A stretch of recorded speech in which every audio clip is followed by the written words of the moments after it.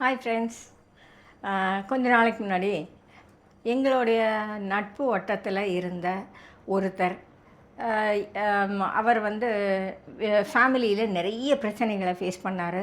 ஃபினான்ஷியலாகவும் நிறைய பிரச்சனைகளை ஃபேஸ் பண்ணார். கிட்டத்தட்ட 3 வருஷம் போராடியும் அவரால் அவருடைய கடன்களை அடைக்க முடியலை. அவருக்கு சரியான வேலை இல்லாமல் போயிடுச்சு. இப்படி நிறைய பிரச்சனைகள். ஃப்ரெண்ட்ஸ் எல்லாம் சேர்ந்து அவரை வந்து ஓரளவுக்கு சப்போர்ட் பண்ணிக்கிட்டே இருந்தாங்க. ஆனால் பெரிய அளவில் அவருடைய கடன்களை எல்லாம் அடைக்க யாராலையும் உதவி செய்ய முடியலை. ஏன்னா அவர் அதை பிஸ்னஸில் போட்டிருந்தாரு. பிஸ்னஸ் எதிர்பாராத விதமாக நொடிச்சு போச்சு. ஆகையினால அவரால் அதை ரீபே பண்ண முடியலை. ஒரு கட்டத்தில் அவர் வந்து ரொம்பவும் டிப்ரெஸ்ட் ஆகிட்டார். அவர்கிட்ட போய் பேசின நண்பர்கள் எல்லாருமே நாங்கள் ஒருத்தருக்கு ஒருத்தர் பேசின விஷயம் என்னன்னா, அவர் நல்லா இல்லை, நல்ல மனநிலையில் இல்லை. ஆகையினால அவரை யாராவது ஒருத்தர் அப்பப்போ பார்த்துக்கணும், செக் பண்ணிக்கணும், அவர்கிட்ட பேசணும் அப்படின்னு சொல்லி முடிவு பண்ணி ஜென்ஸ் எல்லாம் சேர்ந்து அவர் கூட அப்பப்போ பேசுகிற மாதிரியெல்லாம் பண்ணிகிட்டு இருந்தாங்க.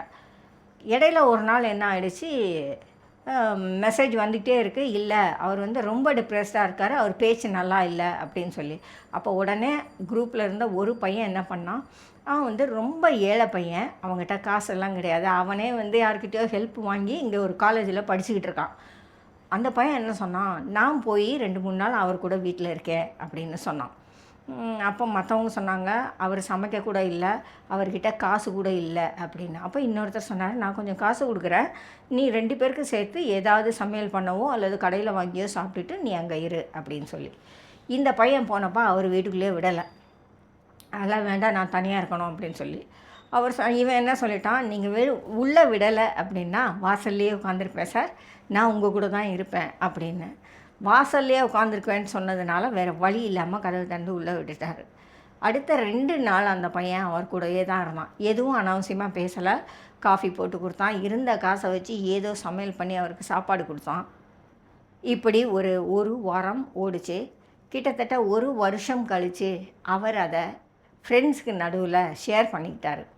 நான் ரொம்ப ரொம்ப மோசமான மனநிலையில் இருந்தேன். ஒருவேளை நான் சூசைட் பண்ணிக்கிட்டேன்னா என்னுடைய பிரச்சனைகள் எல்லாமே தீர்ந்து போயிடும்னு நான் அப்போ நினச்சிருந்தேன். என் பிள்ளைகள், ஒய்ஃப் எல்லோரும் இனிமேலாவது சந்தோஷமாக இருப்பாங்க அப்படின்னு நான் நினச்சிருந்தேன். ஆனால் என்னுடைய ஃப்ரெண்ட்ஸ் எல்லோரும் சேர்ந்து என்னை காப்பாற்றினாங்க. என் வாழ்க்கைக்கு தேவையான நம்பிக்கையை அவங்க கொடுத்தாங்க அப்படின்னு அவர் சொன்னார்.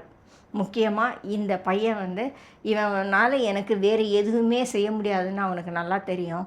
ஆனால் அவன் என் கூட இருக்கணும்னு நினச்சான். என்னைய தனியாக விட்டுடக்கூடாது, இந்த மாதிரி கஷ்டமான நேரத்தில் என்னையே நான் தனியாக இருக்கக்கூடாது அப்படின்னு அவன் நினச்சான். அதுக்கு நீங்கள் நண்பர்கள் எல்லோரும் சேர்ந்து சப்போர்ட் பண்ணி அவனை என் கூட அனுப்பி வச்சிங்க. உண்மையிலே அவன் என் கூட இருந்தது தான் அந்த 2 நாளும் என்னுடைய மனநிலையை மாற்றுச்சு அப்படின்னு அவர் சொன்னார். யாரோ ஒருத்தர் எனக்காக வீட்டுக்குள்ளே இருக்கிறாங்க, எனக்கு சாப்பாடு கொடுக்குறாங்க, என்னைய நேசிக்கிறாங்க, என்னைய பாதுகாக்கிறாங்க. அந்த எண்ணம் தான் என்னைய மாற்றுச்சு. தொடர்ந்து நான் லைஃப்பில் போராடுறதுன்னு முடிவு பண்ணிட்டேன் அப்படின்னு அவர் சொன்னார். இன்றைக்கி அவர் ரொம்ப நல்லா இருக்கார். அவர் அடிக்கடி சொல்கிறது, அந்த பையன் மாதிரி ஒரு ஆள் எல்லாரோட லைஃப்லேயும் கஷ்டப்படுற நேரத்தில் வந்தால் ரொம்ப நல்லாயிருக்கும் அப்படின்னு. நீங்களும் உங்களை சுற்றி இருக்கிற எல்லாரையும் அப்சர்வ் பண்ணுங்கள். அவங்களுக்கு ஏதாவது தேவைகள் இருந்தால், அவங்க இது மாதிரி மோசமான ஒரு மனநிலையில் இருந்தால், நீங்கள் காசு பணம் கொடுத்தா உதவி செய்யணும்னு அவசியம் இல்லை. கூட இருங்க, பேசுங்க, அவங்களுடைய மன பாரத்தை குறைக்கிறதுக்கு பாருங்கள். வாழ்க்கை ரொம்ப ஈஸியானதுன்னு யாருக்குமே நம்ம சொல்ல முடியாது, கஷ்டமானது தான். ஆனால் அதை நாம் கொஞ்சம் கொஞ்சமாக படித்து கொஞ்சம் கொஞ்சமாக நடக்கிறதன் வழியாக, பேபி ஸ்டெப்ஸ், சின்ன சின்னதாக தாண்டி வர்றதன் வழியாக வாழ்க்கையை நம்ம வாழ்ந்து முடிச்சிட முடியும். அதுக்கு நம்ம கூட இருக்கிறவங்களுக்கு கை கொடுக்க ஒருத்தருக்கு ஒருத்தர் இருந்தமாக இருந்தால் கஷ்டங்கள் குறைவாக தெரியும். எல்லாராலையும் எல்லாருடைய கஷ்டத்தையும் மாற்ற முடியாது, ஆனால் உதவியாக இருக்க முடியும்.